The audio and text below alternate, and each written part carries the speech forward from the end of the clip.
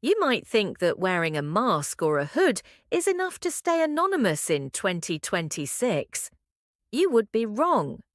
The cameras watching you today don't just look at your face, they measure the length of your stride, the rhythm of your step, and even the unique micro movements of your body. It is called Gait Analysis, and it implies that AI can identify you from behind, in the dark, just by the way you walk. But it gets deeper. New sensors can now identify you by your unique heartbeat signature using invisible lasers from a distance. In this world, there is no password to change, and there is no mask to wear. You are the data. Hello and welcome back. Today, we are not talking about the future of surveillance. We are talking about the present. We are going to explore how artificial intelligence has killed the concept of being anonymous and what, if anything, you can actually do to protect yourself. Let's dive in. The biometric blueprint. So, why can't you just change the way you walk? The problem is that your gait is not just a habit, it is a mathematical result of your biology. When an AI analyzes your movement, it isn't just looking at walking, it is measuring the length of your femur bone, the rotation of your hips, and the specific distribution of your weight against gravity.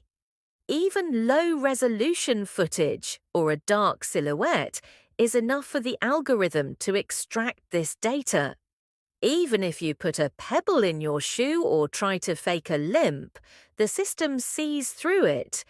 You might change the rhythm, but you cannot change the length of your limbs or the location of your center of mass.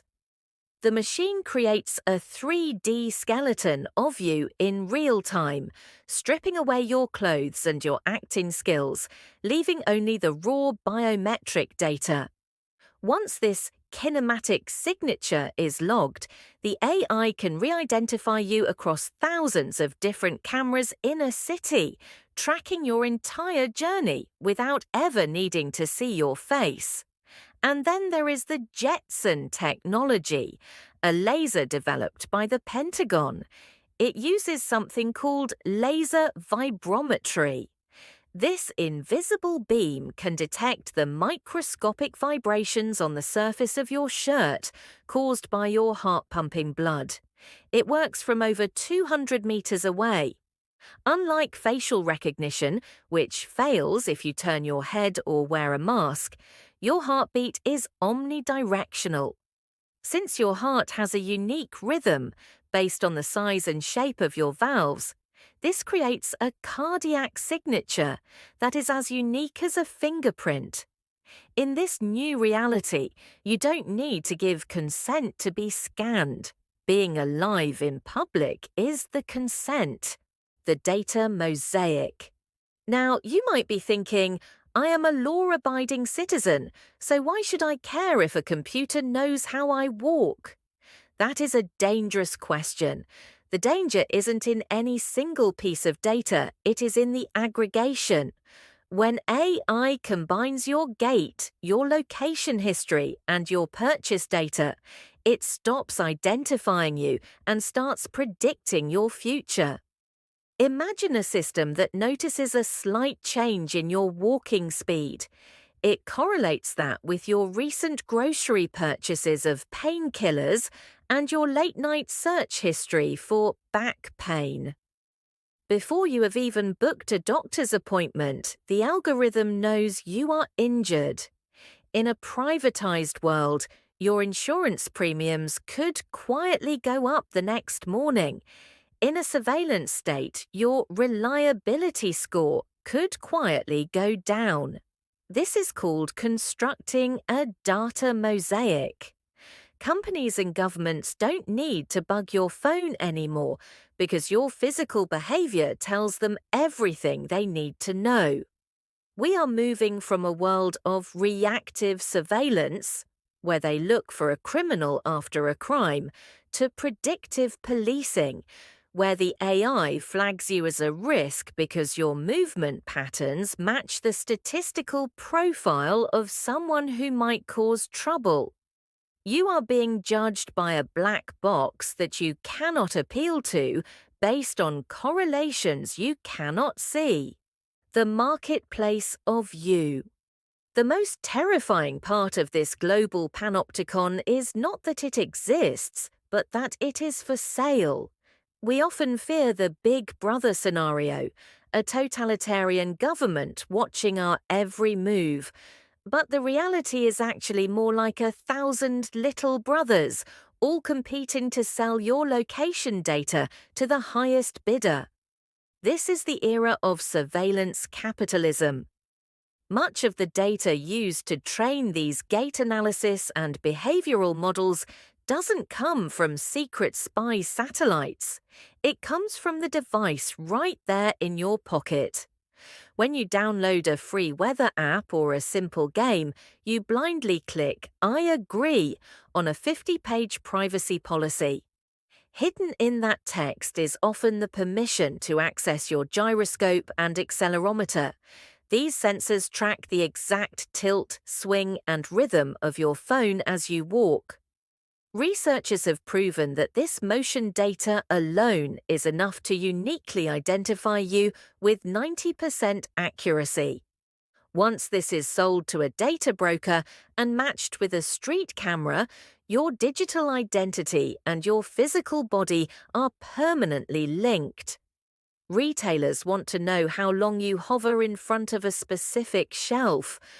Political campaigns want to know exactly which protest you attend.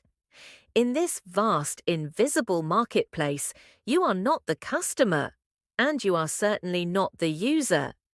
You are simply the raw material being extracted, refined, and sold. The illusion of resistance. So, is resistance futile? Not entirely, but the game of cat and mouse is becoming incredibly difficult. You may have seen adversarial fashion on the internet, shirts covered in strange psychedelic patterns designed to confuse AI cameras, or special glasses with infrared LEDs that blind facial recognition sensors. These tools can work, but they are temporary patches on a sinking ship. The problem with trying to confuse the machine is that the machine learns faster than you can sew. The moment a new camouflage pattern becomes popular, developers simply feed images of it into the AI's training data, teaching the model to ignore it. It is an arms race where one side has unlimited processing power and the other side has to wear a t-shirt that hurts everyone's eyes. True privacy in the 21st century cannot be achieved by wearing a disguise. It requires something much harder: digital minimalization. This means leaving the phone at home when you can, paying with cash instead of cards, and rejecting the convenience that surveillance capitalism offers. But let's be honest. How many of us are actually willing to live like ghosts in a digital world? The most effective defense right now isn't technology, it is legislation. We need laws that treat biometric data not as a commodity to be sold, but as a human organ that belongs only to you. The transparent society. As we stand on the brink of this transparent society, the question isn't just about technology, it is about human nature. We behave differently when we know we are being watched. We take fewer risks, we speak less freely, and we conform to the average. A society without privacy is ultimately a society without creativity, and eventually without freedom. The camera doesn't just record reality, it changes it. But knowing this is your first line of defense. By understanding how these systems work, how your gait, your heartbeat, and your phone betray you, you can make informed choices. Maybe you can't dodge every laser, but you can vote for the laws that regulate them. And you can choose to support the platforms that respect you. Awareness is the only armor we have left. This channel is dedicated to uncovering these invisible layers of our world. If you believe that privacy is worth fighting for, hit the like button so this video reaches more people. And tell me in the comments below, where do you draw the line? Is total safety worth the price of total surveillance? I will pin the most interesting answer. Thank you for spending this time with me today. Stay vigilant, stay curious, and I will see you in the next video.